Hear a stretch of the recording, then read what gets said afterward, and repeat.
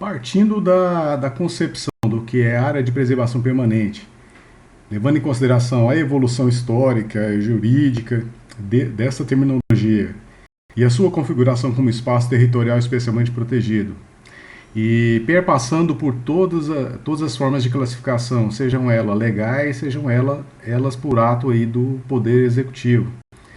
Então nós observamos aí a magnitude que envolve as áreas de preservação permanente, a sua finalidade, a que se destina, e as obrigações relacionadas a essa modalidade de área protegida. Pois bem, agora nós entraremos aí no regime de proteção, nós iremos falar sobre as exceções que seriam aplicáveis em relação a essa contextualização, dentre outras particularidades neste vídeo. Regime de proteção aplicável às áreas de preservação permanente, sejam elas legais, sejam elas instituídas por ato do poder público, em especial do Poder Executivo. A área de preservação permanente é a vegetação em APP deverá ser mantida. Então, o regime de proteção exatamente impõe essa condição. E aí, essa é a regra, né? A exceção é exatamente a possibilidade de alteração da vegetação em APP. Então, isso que deve ser levado em conta. Se suprimida, deve ser feita a recomposição da vegetação, ressalvados os usos autorizados. Então, nós podemos observar que existe a configuração, em caso de violação da norma, é exigível a recomposição da vegetação. É uma obrigação que não pode se abrir mão, exceto os casos que são devidamente autorizados, como nós falamos aí agora há pouco, em outro vídeo, sobre a possibilidade de utilização de APP para a pequena propriedade rural. Então, entrando nessa conceituação, nessa configuração, pode, com devido aval do poder público, preenchida algumas condições, utilizar-se a área de preservação permanente, mas não só essa, nós observaremos aí, mais à frente, nas exceções, algumas outras particularidades. No entanto, o legislador pontuou expressamente situações que configuram como regime de proteção, salvo normativa expressa em sentido contrário. Então, isso aqui, todas essas observações devem ser levadas em conta como regra. É obrigação de natureza real transmitida ao sucessor. Então, repete aquilo que nós já falamos, exatamente de considerar não só a APP como reserva legal e dentre outros institutos considerados como espaços territoriais especialmente protegidos. Exige-se aí a transmissão da obrigação de proteção para os outros adquirentes, seja em caso de venda, seja em caso de doação, seja em caso de herança. Então, a obrigação de proteção é a obrigação próprio terreno. Nós até fizemos menção em relação ao posicionamento atual do Superior Tribunal de Justiça em relação à matéria. Qualquer infração à APP exige do adquirente o seu compromisso, resguardado a ele o direito de regresso contra o vendedor ou de quem ele adquiriu, em razão aí da responsabilidade que ele foi obrigado a assumir. Então, a concepção de natureza real exatamente vincula a obrigação ao imóvel que tem a área de preservação permanente. Aí uma imagem que mostra, né, a flora em si, em estado de calamidade, ao ponto de exigir um socorro e a devida transfusão de seiva, né, no caso. Então, é uma situação que aqui começa, né, nós já fizemos a abordagem bem simples aí de algumas situações que permitem o uso de APP, a mitigação dos efeitos da área de preservação permanente. E aqui nós realçamos também a possibilidade aí de uso da área de preservação permanente, embora tenha a obrigação de recomposição. E aí aqui já começa realmente os indicativos do que hoje é entendido como esse espaço territorial especialmente protegido. Nós entraremos agora nas exceções, as particularidades que admitem a intervenção ou supressão da vegetação nativa. Então essa particularidade diz respeito exclusivamente à vegetação nativa. Não quer dizer que qualquer outra forma de vegetação que não seja nativa não seja passível, por exemplo, de autorização, aprovação pelo órgão ambiental competente para fins de supressão. Pelo contrário, o poder público responsável em matéria ambiental deve necessariamente gerir toda e qualquer forma de flora, seja ela nativa ou não nativa. Só que, no particular da área de preservação permanente, existem exceções relacionadas à vegetação nativa, que admitem alguma forma de intervenção, como, por exemplo, a implantação de algum empreendimento, seja ele imobiliário, como, por exemplo, parcelamento do solo urbano, um loteamento, um desmembramento na área urbana, como, por exemplo, a implantação do distrito industrial, com a supressão de vegetação, não só a intervenção, como em consequência a supressão da vegetação nativa existente. Então, aqui envolve dois pontos que devem ser destacados. Um é a própria supressão da vegetação por si própria, e a outra envolve exatamente o quê? Qualquer forma de intervenção antrópica que represente aí a alteração que justifica a concepção de área de preservação permanente. Então, aqui nesse ponto, nós observamos da definição de APP que ela pode contemplar área coberta ou não por vegetação, mas nesse particular, as exceções se aplicam exclusivamente à modalidade quando existe aí a flora nativa. Pois bem, o legislador estabeleceu no artigo 8º as exceções. E aí nós observamos eu fiz um destaque em relação ao somente. Agora, o somente era para ser levado em conta exclusivamente, para não repetir a palavra, exclusivamente situações de ordem excepcional. Situações essas que fugiriam à regra. A regra seria exatamente o quê? A proteção desse espaço territorial especialmente protegido. E a exceção deveria ser considerada como situações pontuais que justificariam, de algum modo, a intervenção ou supressão da vegetação nativa. No entanto, o que nós observamos, e aqui eu já me adianto, é exatamente o seguinte: a quantidade é tão grande de hipóteses que autorizam a intervenção ou supressão da vegetação nativa em APP, que essa afirmação minha, no sentido de que a regra deveria ter tão somente poucas exceções, é exatamente o contrário que nós observamos. A quantidade é tão grande de exceções que eu pergunto, né, ao final desse slide, exatamente o seguinte: será que ainda é preservação? Pois bem, o legislador estabeleceu 3 situações, 3 campos de possibilidade que seria configurada aí como exceção à regra de proteção. A primeira delas é a utilidade pública, que está definido aí no CEFLOR, e foi contabilizado 13 situações passíveis e que caracterizariam utilidade pública. Além da utilidade pública, nós temos também a possibilidade de intervenção ou supressão por interesse social, que esse também, sozinho, já tem 17 situações que justificariam a excepcionalidade. E as configurações de baixo impacto ambiental, que totalizaria 21 situações. Então, nós observamos que o somatório da possibilidade aqui de exceção à regra, implicando aí na configuração da utilidade pública, o interesse social ou baixo impacto ambiental, daria aí 51 situações, que pode ser ampliado, evidentemente, de acordo com a interpretação daquilo que configura cada uma dessas 3 modalidades. Ok? E nós iremos comentar cada uma delas. É importante ressaltar exatamente o seguinte: o legislador estabeleceu mecanismos formais que possibilitam a aplicação concreta das exceções. Isso deve ser entendido como marcante e foi entendido como constitucional pelo Supremo Tribunal Federal. Então não há que se discutir juridicamente mais. Não bastasse tantas hipóteses, ainda pode ser ampliado sem qualquer limite. Então isso deve ser destacado, exatamente o que? Cada uma dessas possibilidades é possível. Nós observamos mais ainda situações que acrescentariam aí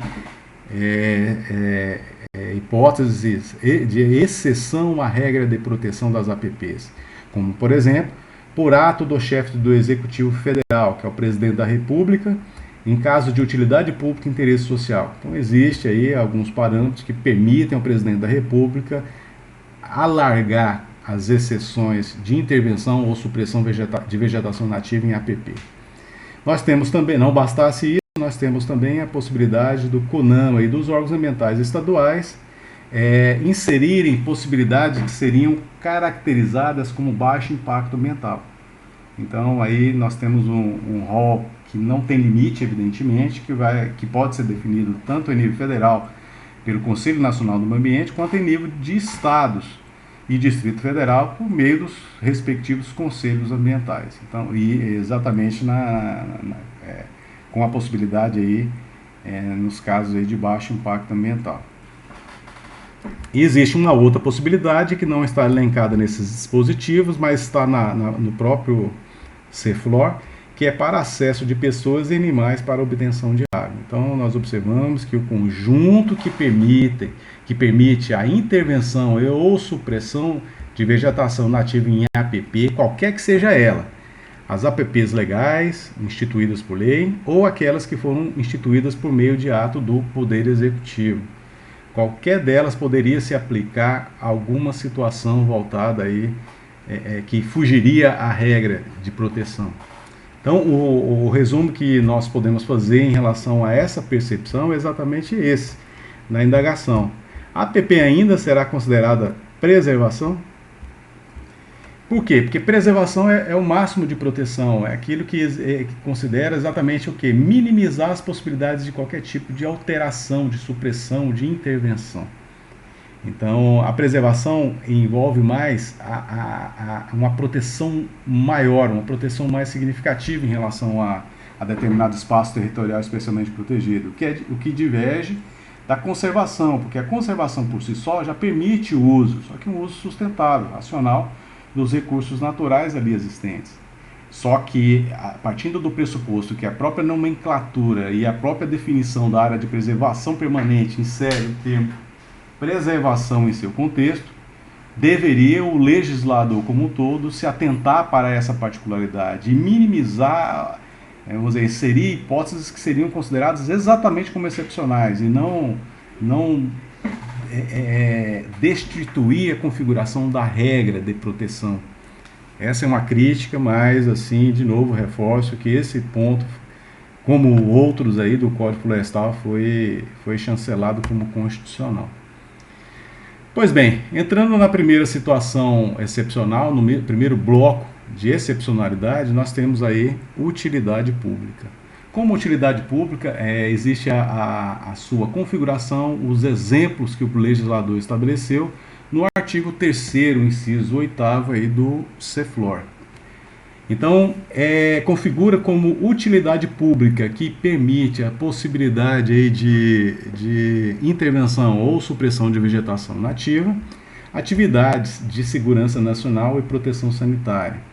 Aqui não explicita o que é uma, o que é outra, qual é o alcance, qual é a dimensão, qual é o porte, vamos dizer, não detalha. Então, são situações essas que deverão ser normatizadas por meio de regulamentação. A princípio por decreto do próprio presidente da República, por resolução do Conselho Nacional do Meio Ambiente, mas deve ser explicitado para entender o que representa cada uma dessas situações. E isso que eu acabei de falar vai valer para inúmeras outras que são muito genéricas no contexto da excepcionalidade, o que fragiliza mais ainda a proteção que deveria se exigir das APPs. Também considerado como utilidade pública, obras de infraestrutura de serviços públicos de transporte, sistema viário, inclusive parcelamentos do solo urbano aprovados, saneamento, gestão de resíduos, energia, telecomunicações, radiodifusão, instalações necessárias de competições esportivas, estaduais, nacionais e internacionais, bem como mineração, exceto a exploração de areia, argila, saibro e cascalho, que são bens minerais de uso imediato na construção civil. Então entendeu que todas essas situações caracterizariam aí utilidade pública. E um destaque que se faz em relação a parcelamento do solo urbano, devidamente aprovados. Porque para a instituição de parcelamento do solo urbano, deve partir do pressuposto da pré-existência, no caso dos desmembramentos, de estrutura pública necessária para a sua aprovação, como de implantação de serviços públicos lá exigíveis aí pela lei do parcelamento do solo urbano, no caso do loteamento, como, por exemplo, o esgotamento sanitário, a prestação de serviços de água, de energia e o fluxo viário ali necessário para o próprio loteamento. Então, todas elas são situações que justificariam aí a excepcionalidade.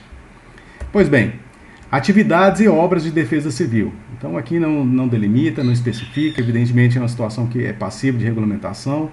Lembrando que existe uma lei federal que trata exclusivamente de defesa civil, o alcance da defesa civil, qual é a dimensão daquilo que deve ser observado, e, em especial, situações que envolvam risco da coletividade em razão de desastres, em razão de consequências humanas, de consequências da própria natureza. Nós temos também como configuração de utilidade pública os atos que proporcionem melhorias às funções ambientais, às funções das próprias áreas de preservação permanente. Então é necessário se fazer uma crítica em relação a essa situação, porque a própria área de preservação permanente, atendendo à sua definição legal, justifica exatamente a sua existência sem qualquer outra alteração. Mas aqui nós destacamos exatamente situações que poderiam ensejar aí a excepcionalidade, a alteração da APP. É um contrassenso. Quer dizer, como é que vai se proteger a APP permitindo-se a supressão da vegetação e, ao mesmo tempo, considerar que essa medida seria uma medida que melhoraria as funções das próprias APPs, sendo que a vegetação é um elemento inseparável das principais formas de APP. Então, mas está aí, está na norma. Nós temos também considerado como utilidade pública outras que sejam consideradas similares, devidamente caracterizadas e motivadas, quando inexistir alternativa técnica e locacional ao empreendimento, definidas pelo presidente da República. Então aqui entra como utilidade pública o presidente da República preenchendo esses requisitos mínimos de permitir aí a intervenção ou supressão de vegetação nativa. O que é um absurdo, por quê? Porque simplesmente insere uma premissa muito aberta, muito ampla, então não tem limite. Simplesmente o legislador não colocou limite para que o presidente da República, quem ocupar o cargo aí da gestão maior da nação, adotar medidas, entender que medidas seriam impertinentes, se enquadrar em situações que justificariam a alteração da área de preservação permanente. Pois bem, aí nós temos a ponte, né, a ponte dos Macuxis, está aqui a devida fonte, indicação, Marcelo Seixas, um fotógrafo local muito conhecido, mostrando que essa é uma obra que é caracterizada como de utilidade pública, então era possível sim alterar a área de preservação permanente, que fica às margens do Rio Branco, tanto na margem esquerda quanto da margem direita. Não tem como se construir uma ponte em qualquer localidade, sem que haja alteração da vegetação ciliar, sem que haja alteração das margens efetivamente para a concepção desse empreendimento. A implantação de rodovias, aqui é um trecho da rodovia 174, aparentemente dentro da reserva indígena Waimiri-Atuari. Então mostra exatamente a mesma concepção, a realização de obra dessa magnitude, mesmo afetando alguma forma de área de preservação permanente, pode ser configurado aí como de utilidade pública. Pois bem, o segundo bloco é de interesse social, previsto no artigo 3º, inciso 9º, e configura como interesse social atividades imprescindíveis para a proteção da integridade da vegetação nativa, como prevenção, combate e controle do fogo, erosão, erradicação de invasoras, plantio de nativas. Então aqui é uma situação que já caracteriza como interesse social, voltado para a proteção, a justificativa é exatamente essa. Como proteção das APPs, mas assim, a título de combate e controle do fogo, erosão, erradicação de invasores e plantas nativas. Então, são situações que exigem necessariamente o aval do órgão ambiental competente, como os casos de utilidade pública que nós observamos, e ao mesmo tempo que tenha estudos ambientais adequados, compatíveis, qualificados, que possam justificar ou não esse tipo de intervenção ou supressão. Exploração agroflorestal sustentável na pequena propriedade e posse rural familiar, nos povos, comunidades tradicionais, que não descaracterize a cobertura vegetal e prejudique a função ambiental da área. Então, nós observamos que é possível, sim, e nós já tínhamos falado que a pequena propriedade rural já poderia, diante do preenchimento de algumas condições, e aqui amplia o leque, evidentemente, para outros povos e comunidades tradicionais, indígenas, os ribeirinhos, dentre quilombolas, dentre outros, que se caracterizam como tal, poderia ter uma mitigação na intervenção e, ao mesmo tempo, na supressão de vegetação em APP. E a justificativa seria o interesse social. Nós teríamos também a possibilidade de implantação de infraestrutura pública de esporte, lazer e atividade educacional, cultural, ao ar livre, seja no ambiente urbano, seja no ambiente rural, que sejam considerados como consolidados. Existe uma definição que estabelece o que é área consolidada no ambiente urbano ou no ambiente rural, ou seja, uma degradação que já existe. É possível se implantar algum tipo de infraestrutura pública nesse contexto. E aí a justificativa seria exatamente interesse social. É uma situação que é passível de discussão, evidentemente, pelo seu alcance, e é muito amplo, né? De certo modo, avaliza as degradações que já ocorreram. Como é o caso agora próximo, que é de interesse social também, a regularização fundiária de assentamentos urbanos consolidados, predominantemente de baixa renda. Então é uma situação excepcional que convalida, não só convalida com regularização fundiária ocupações em área de preservação permanente, como também permite aí exatamente a intervenção e ou supressão de vegetação nativa para atender essa finalidade. Então é algo bastante complexo que deveria ser melhor analisado, deveria ser melhor pontuado pelo poder público, a sua inserção dentro de uma norma de tamanha magnitude, mas é isso que nós temos como parâmetro que deve necessariamente ser observado. Pois bem, nós temos também como interesse social instalações necessárias para captação e ou condução de água e efluentes tratados, cujos recursos hídricos são essenciais. Então aqui parece muito com a utilidade pública, mas é interesse social. Pesquisa e ou extração de areia, argila, saibro e cascalho, da mesma forma, é possível, nós observamos que é possível, seja por utilidade pública, por um lado, seja por interesse social, por outro. Então, são situações essas que permitiria aí a utilização de área de preservação permanente, em especial dos cursos d'água, né? Outras similares, aqui é um ponto genérico que nós já até abordamos. Outras similares, caracterizadas e motivadas quando inexistir alternativa técnica e ou locacional, definidas pelo presidente da República. De novo, por utilidade pública ou por interesse social, ainda não bastasse a quantidade de possibilidades excepcionais, nós temos aí um leque indefinido, ilimitado, para que o presidente da República possa inserir mais alguma que ele reputar adequada. Aí nós temos alguns empreendimentos que poderão ser considerados como interesse social, como por exemplo a Orla. Né? A Orla Taumanã, como um todo, ela foi instituída com base em licenciamento ambiental, com acompanhamento, teve uma investigação em relação à implantação desse empreendimento como um todo, mas justificativa para alteração, incorporação de empreendimento em área de preservação permanente, nesse caso seria interesse social, tal qual o Parque Rio Branco, que tem a mesma justificativa de alteração da vegetação nativa pré-existente, muito embora inúmeras ocupações privadas aqui existiam, Mas a alteração como um todo da área de preservação permanente, nós observamos que a APP do Rio Branco é de 500 metros, contado hoje da borda da calha do leito regular, então alcançaria toda essa área. Então a implantação desse empreendimento em si também caracterizaria, em tese, interesse social, o que justificaria a alteração e intervenção nas APPs. Então, é importante observar que qualquer empreendimento dessa natureza, em especial aqueles ligados diretamente ao poder público, uma condição essencial do licenciamento e da liberação de recursos públicos para a implantação de obras e serviços de natureza social e de utilidade pública, é exatamente o licenciamento ambiental, ou seja, de ter as licenças devidas para que o empreendimento possa se desenvolver.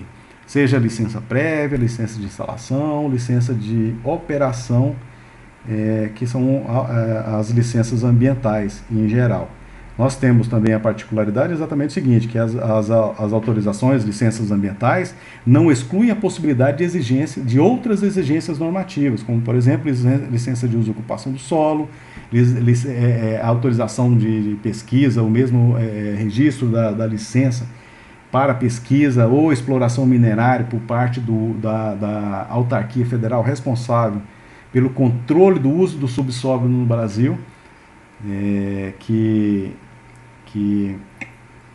deve ser uma condição também somada a esse processo, as autorizações e licenças urbanísticas, as autorizações de construção e etc. Então, é um conjunto de fatores, mas na particularidade ambiental deve-se observar todos esses requisitos para que se permita, com o aval do órgão ambiental, a implantação de algum empreendimento ou supressão em área de preservação permanente. Então, são situações que não poderão ser negligenciadas pelo empreendedor ou mesmo pelo poder público. Pois bem, o terceiro bloco de situações excepcionais são as atividades eventuais e ou de baixo impacto ambiental, previsto no artigo 3º, inciso 10.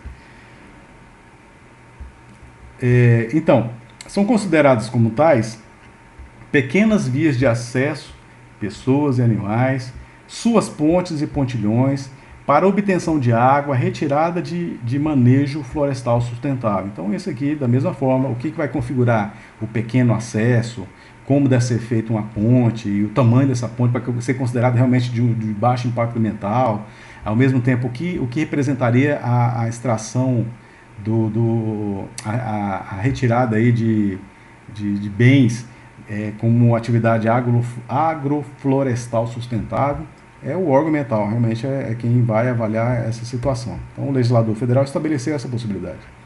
Captação, condução de águas efluentes, tratados e outorga, se couber. Outorga do quê? Dos recursos hídricos. Então, para a utilização dos recursos hídricos, uma quantidade significativa deve, evidentemente, ter o aval do poder público competente. Então, a captação e condução, conforme o parâmetro, exige-se um acompanhamento do poder público responsável e pode implicar em intervenção em APP e ser necessário aí o aval do poder público para configurar como medida excepcional, sob pena de responsabilidade em qualquer dos casos, né? Seja utilidade pública, interesse social ou atividades eventuais e de baixo impacto ambiental. A implantação de trilhas de ecoturismo, rampa, ou seja, de acesso aos rampa para descida de barcos e subida, e pequeno ancoradouro também é possível, com a devido acompanhamento do órgão ambiental competente. A construção de moradia no ambiente rural de agricultores familiares, quilombolas e outras atividades consideradas extrativistas e tradicionais, para a coleta, por exemplo, de água por esforço próprio. São situações essas que são consideradas como de baixo impacto ambiental. Construção e ou manutenção de secas de propriedade, da mesma forma, é possível em área de preservação permanente, como a realização de pesquisa científica em recursos ambientais. Do mesmo modo, tem que ter acompanhamento governamental próprio e aprovação para que situações como essa possam ocorrer. E evidentemente, que se caracterize em qualquer das exceções. Pois bem, coleta de produtos não madeireiros para fins de subsistência e produção de mudas, como sementes, castanhas e frutos. Plantio de espécies nativas, ao mesmo tempo coleta de frutos, sementes e outros, não sendo supressão da flora pré-existente ou prejudica a função ambiental da área de preservação permanente. Então é possível, sim, na perspectiva de melhoria do ambiente natural, valer-se desse mecanismo com aval do órgão ambiental. Exploração agroflorestal e manejo florestal sustentável, comunitário e familiar, incluindo florestais não madeireiros, sem descaracterizar a flora nativa existente e não prejudicar a função ambiental das APPs. Então é outra condição que configura como baixo impacto ambiental. E por último, aí entra naquele ponto que nós falamos de algumas exceções serem extremamente genéricas, que é exatamente outras similares, estabelecidas pelo Conselho Nacional do Meio Ambiente, que é o CONAMA, ou conselhos estaduais. Então nós observamos exatamente o que? Em nível federal, tem em nível de utilidade pública e interesse social, o presidente da República tem um leque extremamente grande, ou melhor, ilimitado até, para estabelecer situações que poderiam ser caracterizadas como excepcionais, a permitir aí a intervenção e a supressão de vegetação nativa em APP. O que somaria exatamente as outras que já existem no próprio CEFLOR. E aí não bastasse, nós temos também atividades consideradas como baixo impacto, que poderiam ser acrescidas pelo CONAMA e por conselhos estaduais e do Distrito Federal da mesma forma. Então são essas as hipóteses que admitem essa situação. Nós temos na imagem superior um pequeno ancoradouro. Então, assim, se o órgão ambiental atestou, avalizou, dizendo que considerou tecnicamente como pequeno ancoradouro que o impacto seria considerado como baixo, então poderia, evidentemente, dando o devido aval, construir esse tipo de instalação, ou seja, com intervenção não só no curso d'água, como na área de preservação permanente que chega aqui, que é a margem. Nós temos aqui abaixo, aqui é só um demonstrativo, mas poderia ser uma seca ao lado de um curso d'água, de um lago natural, por exemplo, de um rio. E, então é possível, sim, se com base na permissão como baixo impacto ambiental, fazer o conserto e construir aí seca. Então é interessante nós destacarmos nesse ponto que o legislador, ele fala cerca, ele não fala muro. Então, o que nós observamos é exatamente o seguinte: a construção em muro em área de preservação permanente é permitido? Não existe nenhuma exceção, seja utilidade pública, seja interesse social, seja baixo impacto ambiental, que caracteriza a construção de muro em área de preservação permanente. Então, pelo menos as hipóteses que estão elencadas nos 3 grandes blocos que nós comentamos, não existe essa possibilidade, razão pela qual é permitido sim a construção de cerca até para fins de delimitação da propriedade ou posse rural, ou mesmo urbana. Então a seca sim, exatamente o que é? O que justifica isso? Justifica facilitar o fluxo gênico da fauna e da flora na vegetação que cobre a margem dos cursos, em especial da margem dos cursos d'água. Então o fluxo ali, inclusive é recomendável a colocação de arame liso e não arame farpado nessas localidades. E um destaque que eu faço em relação à área de preservação permanente, que eu não sei se eu comentei, exatamente a possibilidade que tem das APPs serem privadas. Elas podem ser públicas como podem ser privadas, ou seja, qualquer um pode ser dono, pessoa física ou pessoa jurídica de área de preservação permanente.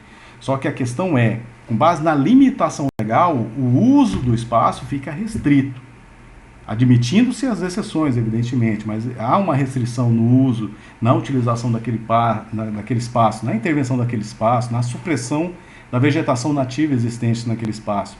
O proprietário ou posseiro de uma área, sim, ou seja, pode ser considerado dono, como pode ser considerado posseiro de uma área de preservação permanente. Ele fica responsável por aquela área para todos os fins legais. Então essa é uma condição, e aí no caso da seca, exatamente para impedir o acesso de outra em degradação, etc., até porque ele pode ser responsabilizado posteriormente numa situação de constatação de degradação ambiental. Então, se ele pode ser proprietário ou pode ser posseiro, evidentemente que tem o ônus, né? O ônus é ser responsável pelos atos que ocorrem ali dentro.